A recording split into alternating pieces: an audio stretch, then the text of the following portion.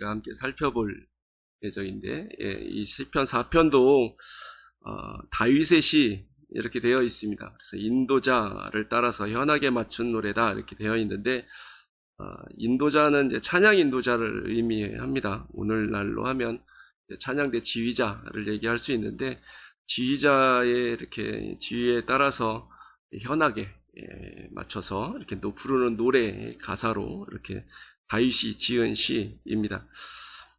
시편 4편은 뭐 정확한 배경은 어떤 상황에서 이 다윗이 배경으로 해서 지었는지 알려져 있지는 않지만, 내용을 보면 다윗이 아주 심한 곤란 중에서 어려움 중에서 지은 시이기 때문에 일부 사람들은 이 시편이 3편과 마찬가지로 압살롬으로 인해서 피하고 있을 때, 어려움 중에 있을 때 지은 시일 거다 이렇게 추측하는 사람이 많기는 한데 100% 확실한 거는 또 아닙니다. 이 다윗, 이 시편을 지은 다윗을 보면 이제 시편에 많은 시편들을 다윗이 지었죠. 그리고 사무엘 상이나 사무엘 하 내용에 보면 다윗의 이야기가 이제 자세히 기록되어 있는데, 우리는 다윗 하면 믿음의 사람. 그래서 그 믿음으로 골리앗도 이기고 왕도 되고, 그래서 왕 된 다음에 어떻게 살았죠? 잘 살았더라. 뭐 이렇게.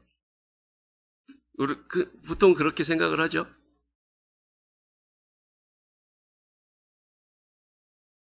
잠잠하시네요.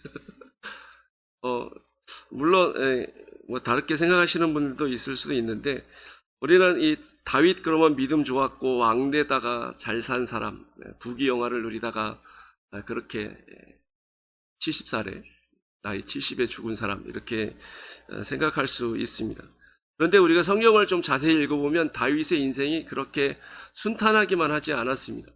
골리앗과 싸우기 전에는 집에서 그렇게 인정받지 못하는 아들이었습니다. 위로 형이 7이나 있었는데, 우리 요즘같이 세상에 마지막 8번째 아들로 태어났다면 늦둥이 중에 늦둥이기 때문에 엄청 귀여움을 받았을 텐데, 옛날 개념에는 늦둥이는 사람 취급을 잘 안 했나 봐요. 그래서 별로 귀한 게 이렇게 여김을 못 받았죠. 그리고 이 골리앗과 싸우고 나서 이제 갑자기 이 다윗이 유명해지게 됐습니다. 그래서 사울이 직접 데려다가 이제 장관으로 세우면서, 군대 장관으로 세우면서 세움받게 됐는데, 그런데 골리앗하고 싸우면서 돌아오다가 이 백성들이 하는 노래 때문에 사울이 심기가 상해서, 사울은 천천히고 다윗은 만만이다, 이 노래 한마디에 심기가 상하고, 나중에 뭐 이런 저런 과정을 통해서 아마도 이 사무엘이 기름 부었다는 사실도 알았을 수도 있을 것 같습니다. 그래서 사울이 다윗을 죽이려고 그 다음부터 계속 노력했기 때문에 10년 이상 이 왕을 피해서 도망 다니면서 그렇게 힘들게 살아야만 했습니다. 30살의 왕이 되고 나서도 이 사울 왕가의 사람들하고 한동안, 상당히 오랫동안 7년 가까이 이 사울 왕가의 그 사람들하고 대립하면서 살아야 됐고, 또 왕으로서 많은 전쟁을 치르고 또 반역도 있었습니다. 그리고 여러분들이 옛날 사극을 많이 보셔서 기억이 나신다면 왕건, 이성계 이런 사람들이 누군지 아시죠? 나라를 이제 처음 세운 사람들이잖아요.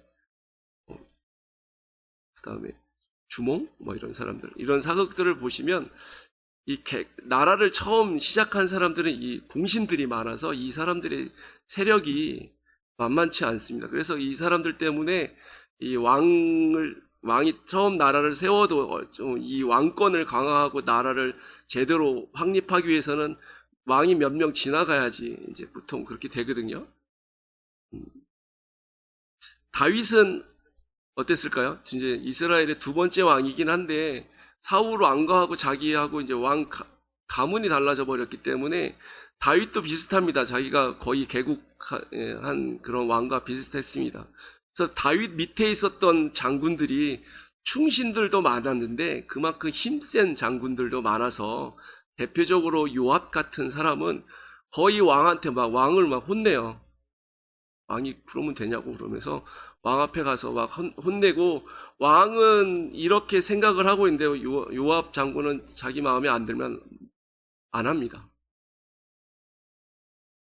물론 옳은 일은 아니었어요. 근데 다윗이 야, 인구 계수 좀 해봐라 그랬더니 그걸 왜 합니까? 막 이러다가 그래도 막 하라 그러니까 나가서 하긴 하는데 다 안 해요. 일부만 하고서 왕한테 보고해버리고. 뭐 이런 사람이 요압이었거든요. 그러니까 이 요압이 힘이 엄청 셌습니다. 그러니까 이런 욕심 많은 이 신하들하고 이 견제도 해야 되고, 그러니까 이 왕으로서 우리가 생각하는 것처럼 부귀영화만 누리다가 살던 사람은 아니고, 많은 힘든 그런 역경, 고난을 겪었던 사람이 다윗이다라는 사실을 우리가 기억할 필요가 있습니다. 그런데 이 다윗이 오늘 시편, 우리 2편, 이 4편도 그렇고, 이 시편의 내용들을 기록한 것들을 많이 보면 한결같이 하나님을 찬양하는 내용이 많이 기록되어 있습니다. 평안할 때 하나님을 찬양한 것도 있지만 힘들고 어려운 중에서도 하나님께 찬양과 영광을 돌려드리고 하나님께 나를 좀 도와주십시오라고 기도하는 내용도 있지만 그 가운데서도 믿음으로 이렇게 나아가는 모습들을 우리가 보게 되는데, 어떻게 다윗은 그 수많은 어려움과 고난과 환난 속에서도 이렇게 믿음으로 승리하며 나아갈 수 있었을까? 그 원천이 무엇일까? 그 능력의 비결은 무엇일까를 한번 생각해 보게 됩니다.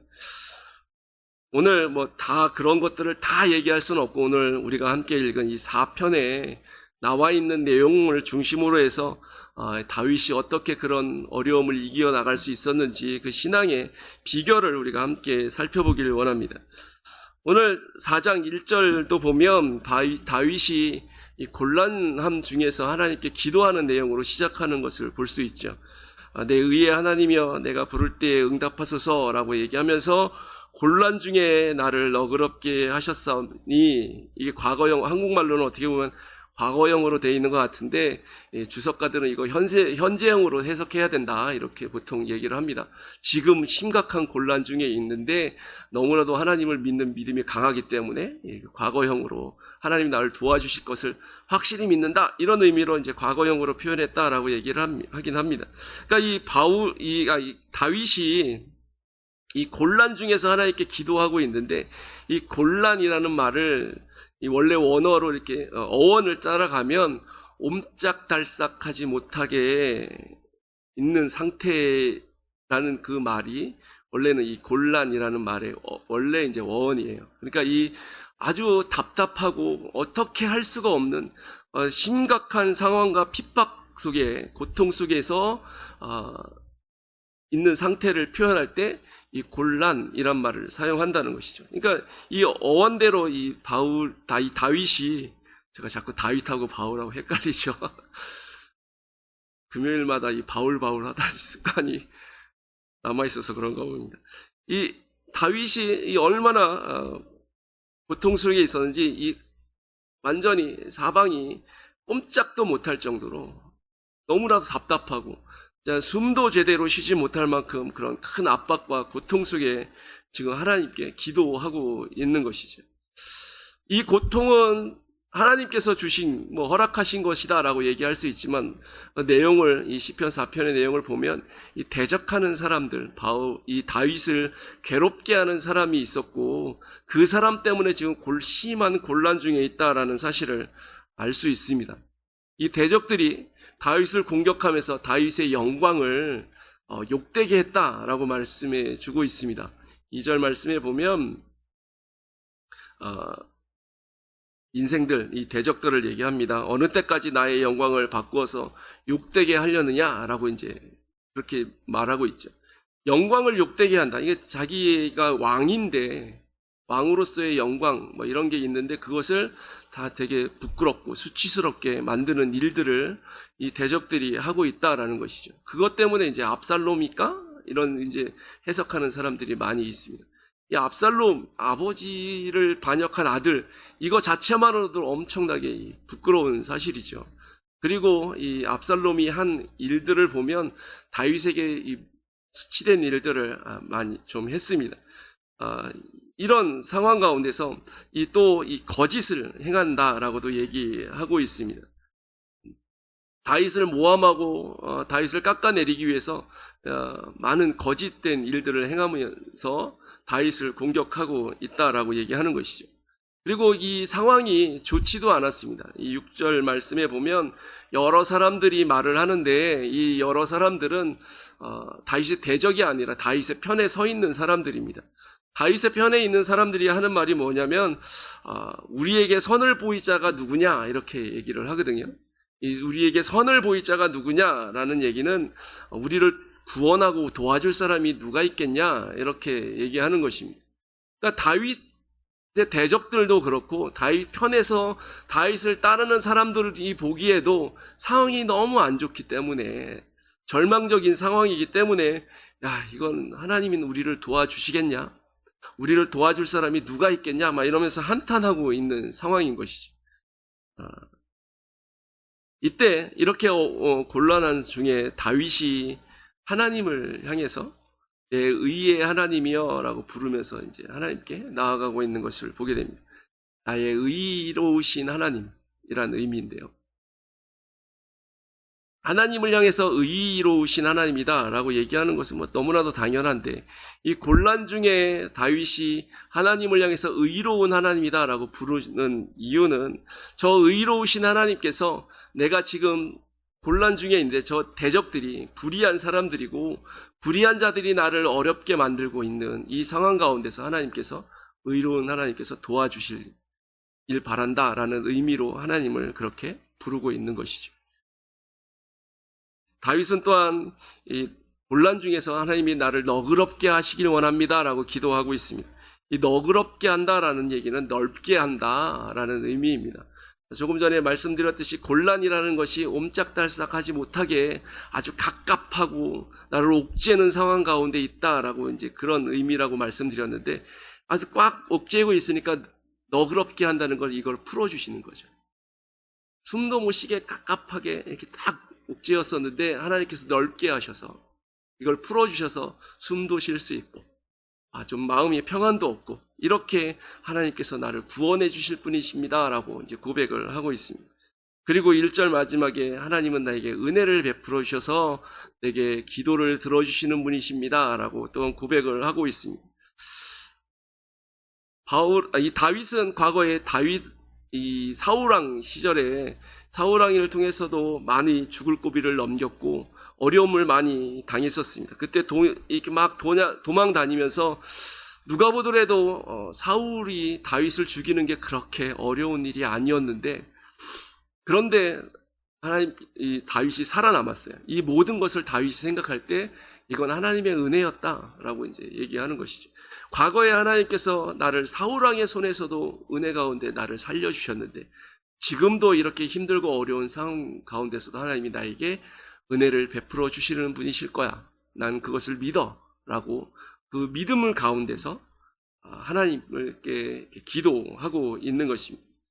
여러분, 우리가 어려움 중에 있을 때, 힘든 가운데 있을 때 그 어려움을 이겨나갈 수 있는 첫 번째 비결이 무엇이냐면 다윗처럼 하나님을 향해서 하나님을 신뢰함으로 기도하고 부르짖는 그 모습이 있어야지만 된다는 것이죠. 우리가 어려움 가운데 있을 때 물론 어떤 어려움들은 내가 내 힘으로 이겨나갈 수 있는 것들도 있습니다. 또 사람의 성격상 그냥 참으면 넘어가는 경우도 있지요. 힘들고 어려운 상황인데 내가 어찌할 수가 없기 때문에 어쩔 수 없이 그냥 참다 보면 이 또한 지나가리라 이러면서 참다 보면 진짜 어느 사이에 지나가는 경우도 있긴 합니다. 그러나 믿음의 사람이라면 그 어려움 상황 가운데 나의 의로운 하나님께서 내게 은혜를 베푸시고 나를 너그럽게 넓게 그렇게 나를 구원하여 주셔서 나를 인도해 주시는 분이다라는 그 하나님을 향한 신뢰, 그 믿음으로 하나님께 기도하는 자세가 있어야만 한다는 것입니다. 이 믿음이 없으면 우리가 기도 안 해요. 기도할 이유가 없거든요. 하나님이 나를 도와주시고 나를 이끌어 주시는 분이다. 나의 의의 하나님께서 나를 너그럽게 하셔서 내게 은혜 베푸시는 분이다라는 사실을 우리가 믿지 않으면, 신뢰하지 않으면 기도할 수도 없고 그러할 일도 없는 것입니다. 그러므로 우리는 이 모든 어려움들 가운데서 믿음으로 승리하기 위해서는 인간의 지혜로 승리하는 거 말고 믿음으로 승리하기 위해서는 이 기본적인 하나님을 신뢰하는 이 믿음과 하나님을 향해서 부르짖는 이 고백, 기도가 있어야만 한다는 것이죠. 다윗은 하나님을 믿었고 내게 응답하시는 분이라는 사실을 믿었기 때문에 하나님께 그 어려움 가운데 제일 먼저 나아가서 기도하는 것입니다. 이렇게 하나님이 내 기도를 들으신다는 그 확신, 하나님을 신뢰하는 믿음을 가지고 다윗이 어려움 중에 하나님께 나아가서 기도한 기도의 내용이 무엇이냐면 6절에 보니까 6절 하반절에 이렇게 말씀해 주고 있습니다. 여호와여 주의 얼굴을 들어 우리를 비추소서. 이게 다윗이 하나님께 올려드린 기도의 내용이에요. 어려움 중에 있습니다. 그렇기 때문에 다른 시편에서 다윗이 기도할 때는 원수의 뺨을 때려 주십시오, 뼈를 꺾어 주십시오, 이런 기도도 하기도 합니다. 근데 이 4절에서는 그런 다른 것들을 다 제쳐두고 유일하게 딱 한 가지, 하나님, 내가 하나님께 내 기도를 들으실 줄 믿고 기도하는데 하나님의 얼굴을 들어서 나를 비춰주십시오, 이렇게 기도하고 있다는 것입니다. 그러면 하나님의 얼굴을 들어서 비춰주신다, 이 말이 무슨 의미냐? 대충은 그냥 느낌이 오시죠? 뭔가 얼굴을 들어서 비춰주신다, 대충 느낌이 오는데 그런데 좀 더 자세히 구체적인 의미를 알기 위해서 우리는 민수기 6장 25절 26절 말씀을 좀 살펴보길 원합니다. 민수기 6장 25절 26절의 말씀에는 이런 말씀이 기록되어 있습니다. 여호와는 그의 얼굴을 내게 비추사 은혜 베푸시기를 원하며 여호와는 그의 얼굴을 내게로 향하여 드사 평강 주시기를 원하노라. 이런 말씀이 기록되어 있습니다. 이 민수기 6장의 이 말씀은 하나님께서 아론과 그의 아들들, 그러니까 제사장들에게 이스라엘 백성을 너희는 이렇게 축복해라 라는 말씀으로 주신 그 축복의 기도문의 일부입니다. 사실은 24절부터 이제 이 기도문이 있는데 25절과 26절만 읽었습니다. 이 축복의 기도문이기 때문에 어떤 분들은 이게 아론의 축도 이렇게 얘기하기도 하고 구약의 축도문이다 이렇게 얘기하기도 합니다. 다윗은 신앙 좋은 사람이었기 때문에 이 대제사장들과 제사장들이 이스라엘 백성을 축복하는 이 기도문을 잘 알고 있었을 것이고 그 의미도 잘 알고 있었기 때문에 이 25절과 26절에 있는 말씀을 좀 압축해서 4장 6절에서 짧게 얘기하고 있는 것입니다. 얼굴을 드셔서 내게 비추어 주십시오. 얼굴을 비춰서 내게 비춰 주십시오라는 의미의 하나님의 얼굴을 비추신다는 말은 이 민수기의 말씀을 볼 때 어떤 의미가 있는 것이냐? 첫 번째는 은혜를 베풀어 주십시오라는 의미가 있는 것이죠. 은혜라는 것은 하나님께서 우리에게 거저 주시는 것입니다. 우리 생명도 구원도 사랑도 하나님의 이런 모든 호의를 하나님이 좋은 것들을 우리에게 주시는데 거저 주시기 때문에 우리는 그것을 은혜다라고 얘기합니다. 옛날에 로마 시대 때 황제가 어디를 행차를 하면 이제 먹을 거나 이런 돈이나 이런 것들을 이렇게 뿌렸습니다. 앞에 나가면서 뿌립니다. 그러면 가난한 사람들이 그것을 줍죠. 그러면서 너무 좋잖아요. 그래서 황제에게 환호하면서 했던 말이 무엇이냐면 은혜라는 말을 외쳤습니다. 제가 이탈리아어는 잘 모르는데 그라시아스인가 이 비슷할 겁니다. 은혜.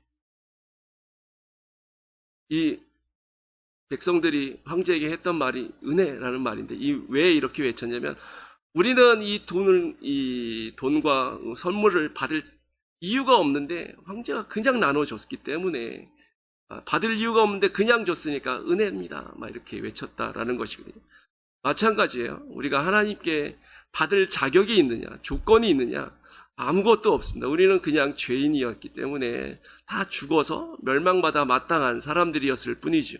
그런데 하나님께서 그 죄로 인해서 심판받고 멸망받아야 될 사람들 중에 어떤 사람들을, 일부를 아무런 이유와 조건 없이 그냥 선택하시고 그냥 기뻐하셔서 구원하기로 작정하셨습니다. 그래서 우리를 받아주셨기 때문에 우리는 하나님께서 이제 받은 모든 것이 은혜다라고 얘기하는 것이죠. 그래서 이 은혜가 없으면 우리는 믿음 안에서 살 수도 없고 구원받을 수도 없고 하나님의 은혜가 아니면 하나님을 위해서 어떤 직분과 어떤 일을 한다는 것, 우리가 심지어 헌금을 한다는 것, 이런 것도 사실은 하나님의 은혜가 아니면 못합니다. 드릴 수는 있는데 그것을 하나님이 안 받으세요. 재밌는 얘기 하나 해드릴까요? 여러분들 좀 피곤해 하시는 것 같아서 원고에 없는 거였는데 어떤 분이 저희 교회도 그렇지만 이렇게 헌금바가니가 도는데 헌금바가니가 가까이 오는데 조금 늦게 와서 이 헌금을 미리 준비 못했어요. 그래서 지갑을 열어서 1,000원짜리를 하려고 찾아서 1,000원짜리를 하려고 손을 넣어서 딱 보고 1,000원짜리 이 헌금바가니가 오니까 이렇게 살짝 보고 1,000원짜리를 대충 보고서 딱 뽑았는데 뽑아서 내려고 그러는데 10,000원짜리. 분명히 자기는 1,000원짜리를 뽑고 싶었는데 딱 뽑았는데 10,000원짜리예요. 근데 헌금바가니가 내 앞에 왔네? 이거 할 시간이 없고 이게 하기도 부끄럽잖아요. 그래서 어쩔 수 없이 10,000원을 넣었어요. 그리고 속으로 생각했죠. 1,000원 하려고 그랬는데 거슬러 달라 그럴 수도 없고 아깝잖아요. 그때 하나님이 뭐라 그러셨는지 아세요? 걱정하지 마. 1,000원밖에 안 받았어요.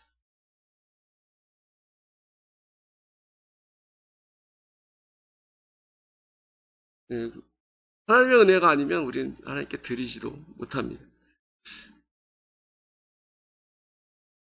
여러분, 그래서 이 하나님의 은혜라는 것은 믿는 사람에게 있어서 삶의 기초기도 하고 우리의 전부이기도 한 것이 이 은혜입니다.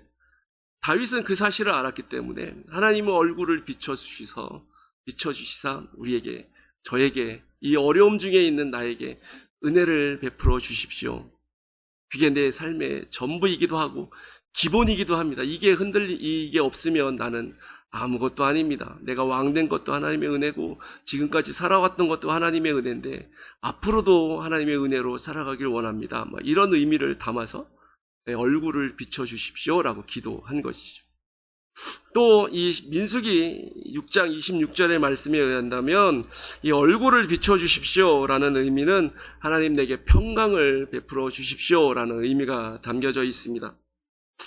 제가 예전에 민수기 6장을 수요일날 설교하면서 이 구절을 설교한 적이 있기 때문에 기억하시는 분들도 있을 텐데 이 평강이란 말은 히브리어로 샬롬입니다. 우리가 잘 알고 있는 단어죠. 이 샬롬이라는 것은 이스라엘 백성들에게 말하는 이 샬롬은 그냥 단순한 좋은 평강 이런 의미가 아니에요. 사실 전통 이스라엘 사람들은 유대인들은 이방인들에게 샬롬이라고 인사 안 해요. 좋은 아침입니다. 그러면은 굿모닝 이 말의 의미가 이제 히브리어 하나 알려드릴게요. 보켈 토브 이렇게 얘기합니다. 샬롬이라는 말 안 쓰고 토브 많이 들어보셨죠? 처음 들어보세요? 토브. 들어봤는데 잊어버리실 거예요. 제가 담임 목사님이 말씀하시는 걸 들은 적이 있는데 설교에서 토브라는 말을 토브라는 좋다라는 뜻이거든요. 그 말로 인사를 해주고 영어로 하면 굿이란 말로 해주고 샬롬이라는 말은 유대인들끼리만 써요. 지금이야 그냥 오히려 외국인들이 샬롬이라는 말을 더 많이 쓰고 있긴 하지만 원래 전통적으로 유대인들은 샬롬이 너무 좋은 단어라는 것을 알고 있었기 때문에 자기들끼리만 써먹던 단어였어요. 왜냐하면 이 샬롬이라는 것이 어떤 뜻이냐면 번영과 안녕을 위해서 필요한 모든 것, 안전과 행복과 건강과 평안한 삶을 위해서 필요한 모든 것을 완벽하게 갖춘 상태이거든요.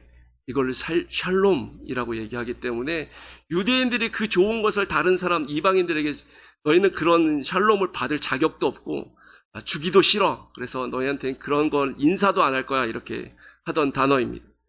이 완벽한 복과 부족함이 없는 복이 샬롬인데 얻을 때 이 샬롬을 받을 수 있냐면 하나님께서 얼굴을 드셔서 비춰주실 때 그 샬롬이 온다라고 말씀해 주고 있는 것이죠. 하나님께서 대제사장 아론과 제사장들에게 이렇게 백성들을 축복해라 라고 명령을 하셨기 때문에 이것은 어떻게 보면 하나님의 약속이에요. 하나님께서 얼굴을 들어서 비춰주실 때 샬롬을 너에게 주겠다. 내가 살아가는 데 필요한 모든 행복, 모든 안전, 모든 필요한 그 번영을 위해서 필요한 모든 것을 하나님의 얼굴빛을 비춰주실 때 주겠다라고 말씀해 주고 계신 것이죠. 그러니까 이 복이 가장 좋은 복이고 가장 완벽한 복이고 최고의 복이 바로 이 평강, 샬롬입니다.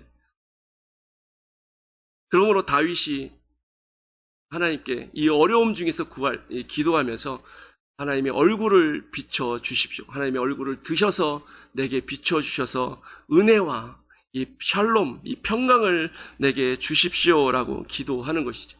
가장 절대절명인 그런 위기 속에서 다윗이 구할 수 있는 것은 내가 이거다. 내 삶의 가장 기본이고 내 전부고 가장 좋은 그것을 내게 주십시오라고 기도하고 있는 것입니다. 이런 하나님이 주시는 은혜와 평강, 샬롬을 가진 사람은 환경이 어떠하든지 흔들리지 않습니다. 환경이 어려워도 막 이렇게 걱정하지 않아요. 그래서 다윗을 보시면 이 7절 말씀에 보면 뭐라고 얘기하냐면 이렇게 하나님께 기도하고 나서 주께서 내 마음에 두신 기쁨, 이 기쁨이 있는데 이것은 그들이 대적인지 아니면 뭐 다른 사람인지 모르겠지만 우리 대적이라고 얘기할 수 있을 것 같아요. 다윗을 지금 공격하고 있는 그 강한 승기를 잡은 것 같은 그 사람들이 곡식과 새 포도주로 풍성할 때보다 지금 잘 나가는 사람이 가장 부유할 때보다 하나님께서 이 어려움 중에 내 마음에 두신 기쁨이 더 크다. 강한 사람이 부유할 때 얼마나 기쁘겠어요.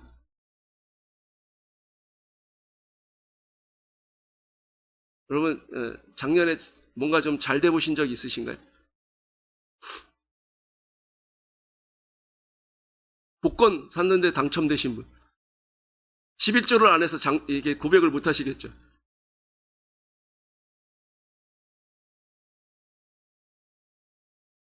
아니면 뭐 다른 있으실 거예요. 저한테 얘기를 안 하셔서 그렇지, 그렇죠?